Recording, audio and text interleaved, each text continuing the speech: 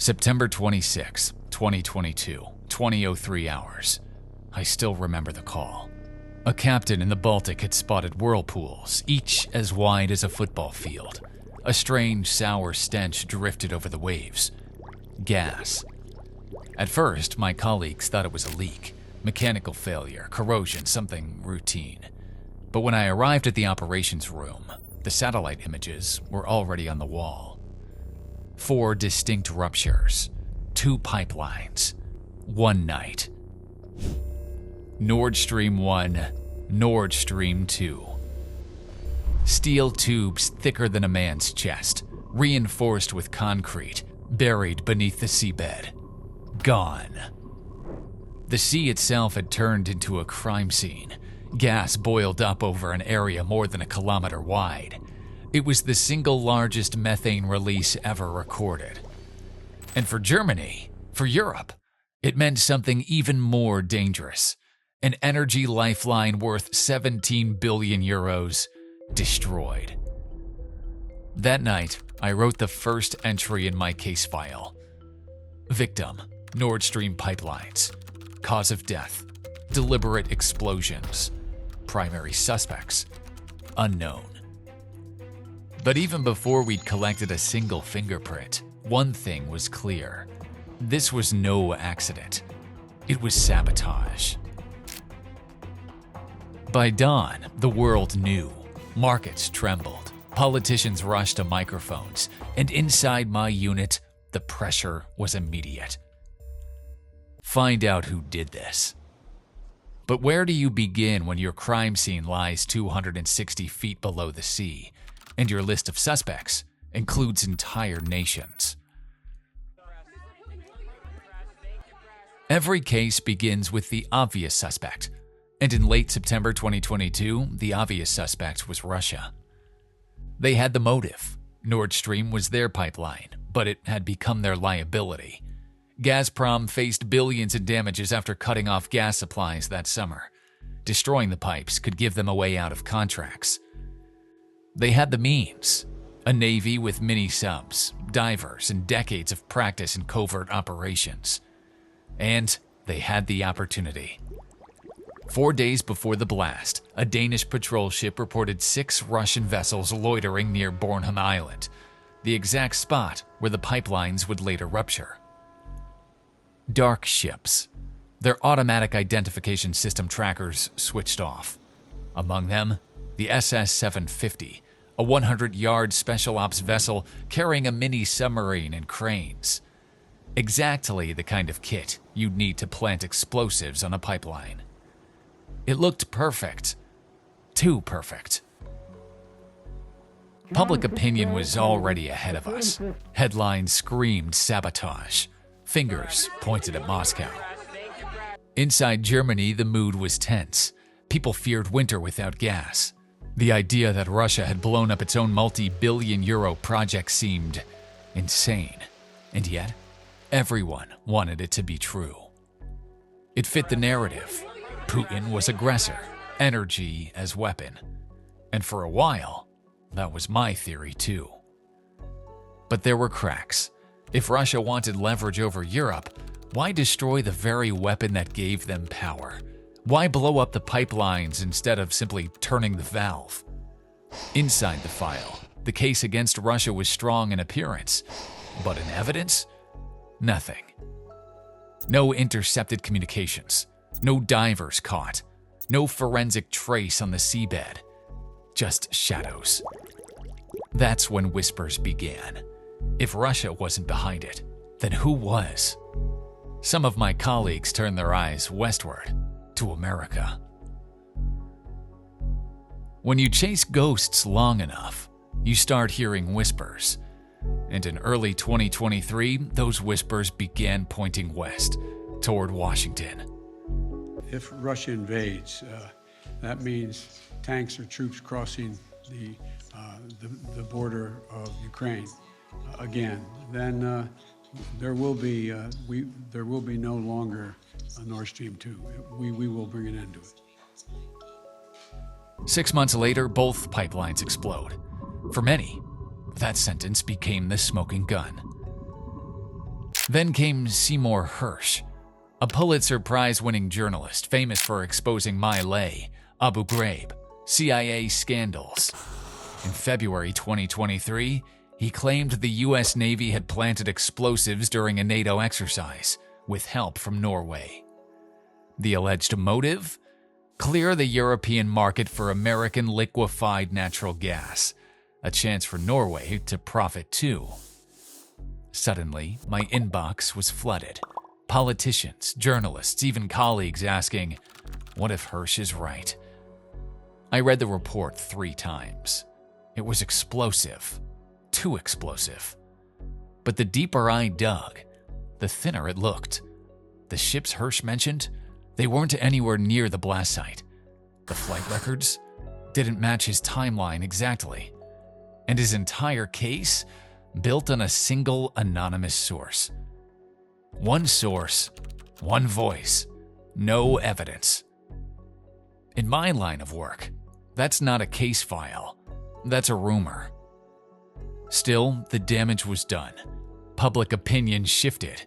Half the country already mistrusted Moscow. The other half now wondered if Washington had played us all along. Inside Berlin, the air grew heavy. Our alliance with the United States was sacred, especially during the war in Ukraine. But whispers of American sabotage gnawed at the edges of trust. On paper, the American angle looked tempting. Motive, opportunity, even presidential words on record. But in evidence, nothing but smoke. And in the end, smoke doesn't close a case. Then came the yacht, a small German sailboat with a strange name, Andromeda, and with it, the first real trail of hard evidence. Most crimes turn on one detail, one witness, one mistake. For us, it was a yacht, the Andromeda. It was nothing special, 15 meters long, chartered from a company called Mola Yachting, rented between August 27th and September 24th, 2022. 11,900 euros, paid for by a Polish travel agency. On the surface, it looked ordinary. But ordinary doesn't rent boats with fake passports. The documents submitted were for a Stefan Maku and a Mika Popov. When journalists tracked down the real Stefan Maku, a Moldovan heating engineer, he was stunned. The passport number was his, but he'd never set foot on the Andromeda. The IDs were fake. The trail was dirty. And for the first time, it felt like we had stumbled into the killer's getaway car. In January 2023, divers from our unit searched the yacht from bow to stern. On a table, on a toilet seat, even inside a water bottle. Traces of HMX, military-grade explosive, also known as octogen, the very same compound found on fragments of the Nord Stream pipelines. I remember holding the lab report in my hand. For months, everything had been a rumor, conjecture, smoke. This was different. This was Forensik. A German map, route traced in red. Rostock, Rügen, Bornholm. Step by step, we pieced together the yacht's journey. Chartered from Rostock, docked in Rügen. Witnesses remembered seeing unusual gear. Too many air cylinders, far too heavy for ordinary divers. By September 23rd, the Andromeda returned to Rostock. Empty. Its crew vanished, but they had left behind their fingerprints and their explosives. One clue led to another. A hired van, a speed camera photo, a passenger identified as a Ukrainian national, a man who we came to call Vadim Z. And just like that, the case file shifted again. From Moscow, from Washington, to Kyiv. The yacht gave us the weapon. Now, we needed the suspects. Until now, it had all been shadows. Ships without trackers, rumors without evidence. But with the Andromeda, we finally had people. Real names, real faces. And the more I learned, the stranger the story became. The crew numbered 6. Not seasoned naval commandos, but a patchwork of civilians and soldiers. A scuba instructor, a husband and wife team running a small dive school in Ukraine, 2 active duty soldiers, and a commander known only by his code name, Rubik. They barely knew each other, and yet, in September 2022, they boarded a rented sailboat, posing as tourists, and set out to commit one of the most daring acts of sabotage in modern history. Witnesses saw them haul bag after bag from a rented van, compressed air cylinders, too many for a holiday cruise, each one packed with as much as 35 kilos of HMX, enough to shatter steel pipes thicker than a man's arm. One harbor worker even offered to help move the gear. The crew declined. It was their last chance to be stopped. Using sonar, they located the pipes 80 meters down. The pressure at that depth is 9 times greater than at the surface. Most divers get 15 minutes before their bodies give out. But this team was skilled. They used advanced rebreathers, trimix gases, slow ascents to avoid the bends. In dive after dive, they strapped bombs to the pipeline's joints, sealing each charge with silicone pads to maximize the blast. 6 bombs in total, each fitted with a timer, sent to detonate on September 26. But perfect crimes don't exist. They left fingerprints on the yacht, explosive traces in the toilet, and in one careless moment, their van was caught speeding. The photo revealed a Ukrainian national, later identified as Vadim Z. One blurred face, one mistake, and suddenly, we had our first suspect. And now the picture has shifted again. In August 2025, Italian police arrested Serhiy K., a 49-year-old Ukrainian under a German warrant. Prosecutors allege he was one of the masterminds behind the operation, coordinating the very divers who planted the bombs. He was tracked down in the seaside resort of Misano Adriatico, far from the Baltic, but not far enough to escape the investigation. His arrest was the first real breakthrough since the early days of the case. For the first time, the case had a human face. But faces don't equal guilt. And in this line of work, guilt is the hardest thing to prove. Every investigation reaches a point where the leads dry up. For us, that moment came faster than I ever expected. In June 2024, we finally issued an arrest warrant for Vadim Z, the Ukrainian national caught in the speed camera photo. It should have been routine. Polish authorities were expected to act immediately. But instead, nothing. Weeks passed, and then he was gone. On July 6, the BMW with diplomatic plates crossed the Polish border into Ukraine. Passenger Vadim Z. Our prime suspect vanished. We'd built a case, fingerprints, explosives, DNA, and still, the man walked free. Not because we failed, but because someone tipped him off. To this day, I believe he was protected. For months it seemed the trail had gone cold, but Serhiy K's arrest in Italy breathed new life into the file. He awaits extradition to Germany, where prosecutors say he faces charges of jointly causing an explosion and sabotage undermining the Constitution. Whether he truly was the mastermind, or another pawn in the shadows, remains to be proven. And then came the false flags. Russian officials pointed fingers at the United States. The US blamed Moscow. Kyiv denied everything. Each denial fueled a new theory.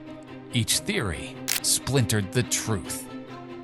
By the end of 2023, the Nord Stream case had become less an investigation and more a geopolitical circus. In Berlin, every revelation triggered another storm. If we leaned toward Moscow, we were accused of appeasement. If we leaned toward Kyiv, we were accused of betrayal. In the public, they didn't know who to believe anymore. I'd spent months collecting fragments, passports, DNA, photographs, enough to paint a picture, but never enough to close the case. Every time I thought I had an answer, the trail dissolved into politics. And then one more twist. We discovered intelligence reports months before the attack, warning of a Ukrainian plot. The Dutch, the CIA, they all had pieces of the puzzle. Warnings that were ignored, warnings that could have stopped the attack. If those files had been acted upon, my case might never have existed. It's been nearly 3 years since the night the Baltic Sea began to boil. And the truth is, I still don't know who did it. Today, both Nord Stream 1 and 2 lie idle, steel giants on the seabed, partially destroyed, partially intact. No gas flows through them. Germany, once dependent on Russia for nearly half its supply, has broken free faster than anyone thought possible. But freedom came at a cost. 17 billion euro lost, trust fractured, and an open wound in European security that has never truly healed. The suspects remain the same: Russia, the United States, Ukraine. Each with a motive, each with opportunity. But now, there's at least one man in custody, Serhiy K., accused of coordinating the yacht mission. And yet, even his arrest has not closed the case. Because behind every suspect lies a bigger question. Was he acting alone, on behalf of Ukraine, or as part of an even deeper deception? 3 years on, the theories haven't faded. They've multiplied. What do I know for certain? That explosives were planted by human hands. That DNA, fingerprints, and false documents tie the Andromeda yacht to the crime. That at least one suspect escaped with help from friends in high places. And that the rest of the crew, they may never see a courtroom. This was the most important investigation of my career, and it's the one I'll likely never solve. Because sometimes, in my line of work, justice isn't about evidence. It's about politics. And politics has no interest in closing this file. The Nord Stream sabotage remains Europe's great cold case, a crime scene buried beneath the sea, a jury still divided, and a verdict that may never come. The authority you've just heard from is fictional, but the facts, the events, and the consequences remain exactly as they unfolded in reality. Now we want to hear from you. Do you believe the Nord Stream attack was an act of war by a state, or the work of a rogue crew seeking vengeance? Drop your thoughts in the comments. And if you want more stories of sabotage, espionage, and crimes that shook the world, don't forget to like this video and subscribe, because this is Forensik.